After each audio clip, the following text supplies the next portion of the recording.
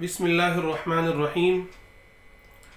الحمد للہ کفا وسلام علی عباده الذین اصطفى اما بعد قال النبی صلی اللہ علیہ وسلم من صام رمضان ایمانا واحتسابا غفر له ما تقدم من ذنبه او کما قال علیہ الصلاة والسلام۔ محترم بھائیوں اور بزرگوں، بخاری شریف کی روایت ہے، حضور پاک علیہ الصلاۃ والسلام نے ارشاد فرمایا کہ جس شخص نے ایمان و احتساب کے ساتھ رمضان المبارک کے روزے رکھے، اس کے پچھلے تمام گناہ معاف کر دیے جائیں گے۔ اسی طریقے سے ایک روایت یہ بھی ہے کہ من قام رمضان ایمانا واحتسابا غفر له ما تقدم من ذنبه، کہ جو شخص رمضان المبارک میں قیام کرے، یعنی اس کی راتوں میں اللہ کی عبادت کرے، اللہ کی عبادت میں مشغول ہو، تو ایسے شخص کی بھی مغفرت کر دی جاتی ہے۔ اسی طریقے سے ایک روایت اور بھی ہے،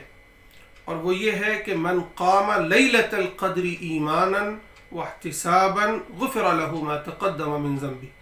کہ جس شخص نے لیلۃ القدر میں اللہ کی عبادت کی، اس کی بھی مغفرت کر دی گئی۔ لیکن سب کے ساتھ یہی ہے کہ ایمان بھی ہو اور احتساب بھی ہو۔ تو یہ بہت ہی اچھا موسم ہے، بہت ہی خوبصورت موقع ہے ہم مسلمانوں کے لیے کہ یہ رمضان المبارک کا مہینہ ہے، ہم ایمان و احتساب کے ساتھ روزے رکھیں۔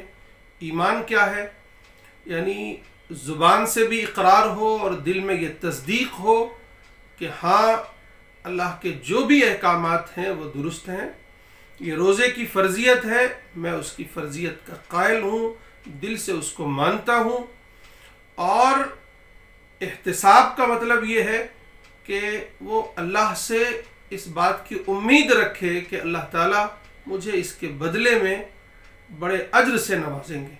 یہ امید بھی ہو، ایک طرف یقین بھی ہو کہ ہاں یہ اللہ کا حکم ہے، اور دوسری طرف یہ امید ہو کہ اس پر اللہ کا بڑا فضل ہوگا، بڑی نیکیاں ملیں گی، بڑا اجر ملے گا۔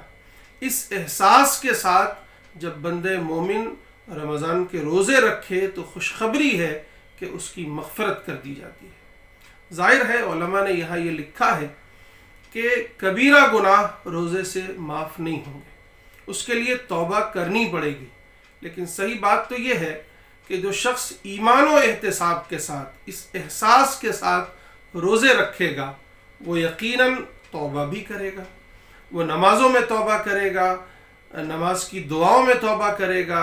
وہ تسبیحات پڑھے گا، استغفار کی تسبیحات بھی پڑھے گا، چلتے پھرتے اس کی زبان سے توبہ کے الفاظ نکلیں گے۔ تو معلوم یہ ہوا کہ توبہ کبیرہ گناہوں کے لیے شرط ہے۔ تو اس احساس کے ساتھ دن میں روزانہ توبہ بھی کر لی جائے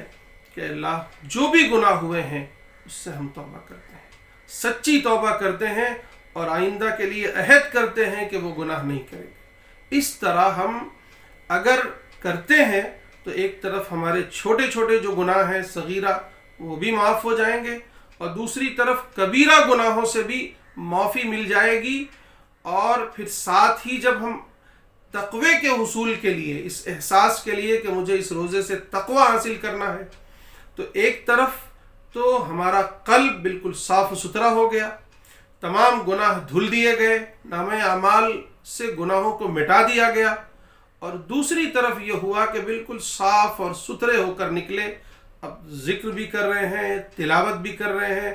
دعائیں بھی کر رہے ہیں، نیکیاں بھی کر رہے ہیں، روزے بھی رکھ رہے ہیں، رات میں قیام بھی کر رہے ہیں، تراویح بھی پڑھ رہے ہیں، تہجد بھی پڑھ رہے ہیں، نوافل بھی پڑھ رہے ہیں، اور ساتھ ہی دوسروں کی مدد بھی کر رہے ہیں، اللہ کی راہ میں خرچ بھی کر رہے ہیں،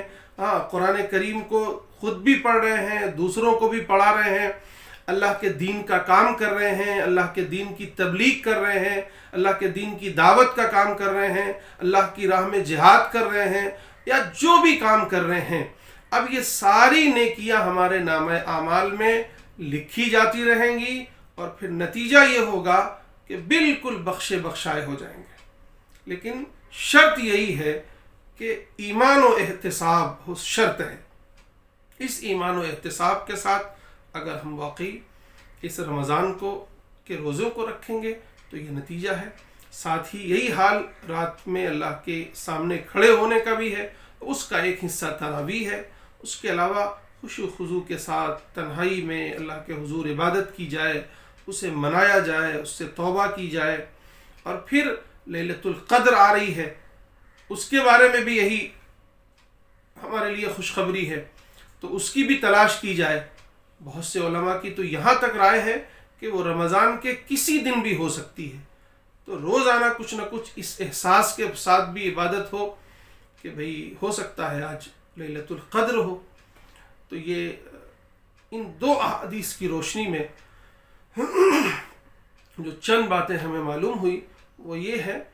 اگر واقعی اپنے آپ کو بخشوانا چاہتے ہیں، اپنے آپ کو گناہوں سے مکت کرنا چاہتے ہیں، تو پھر ایمان و احتساب کے ساتھ اللہ کی سے توبہ کرتے ہوئے روزے رکھیں، قیام اللیل کریں، اور اسے واقعی نیکیوں کا جو موسم ہے اس کا فائدہ اٹھائیں. اللہ تعالیٰ عمل کی توفیق نصیب فرمائے. وآخر دعوانا ان الحمدللہ.